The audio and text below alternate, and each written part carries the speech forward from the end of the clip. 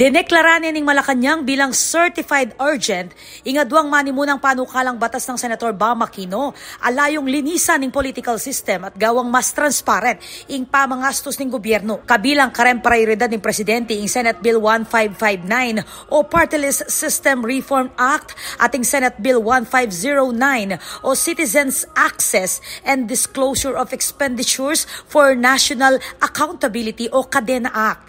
Ingadwang panukalang areti partila kareng apat a priority bills ape parala ng Presidente Ferdinand Bongbong Marcos Jr. king Kongreso kay batning pulong ning LEDAC. Agpangking Malacanang malinong senyales itin king pangako ning administrasyon king institutional transparency at proteksyon dareng sektor amalwat ng mararamdam king sistema.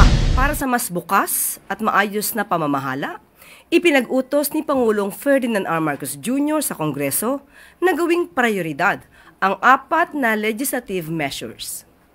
Alinsunod sa hangarin ni Pangulong Marcos Jr. na magkaroon ng bukas at inklusibong pamamahala, ipinag-utos ng Pangulo sa Kongreso na gawing prioridad ang Anti-Dynasty Bill at Party List System Reform Act. Kasama rin dito ang Independent People's Commission Act at ang Citizen Access and Disclosure of Expenditures for National Accountability o ang Kadena Act.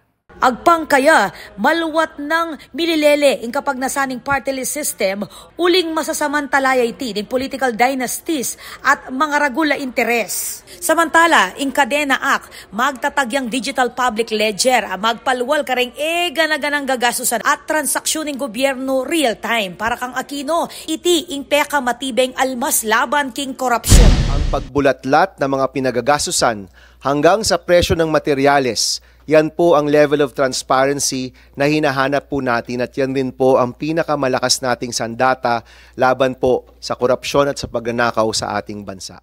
Asahan naman na kimutyang agad ing Senado at ing Kamara bang pakibatan ing kulayit ning Presidente. Nung maging batas, asahan na mamuklatyating bayong chapter para king mas patas a representasyon at mas malinong pamangobyerno, reformang maluwat ng anyaran dareng Pilipino.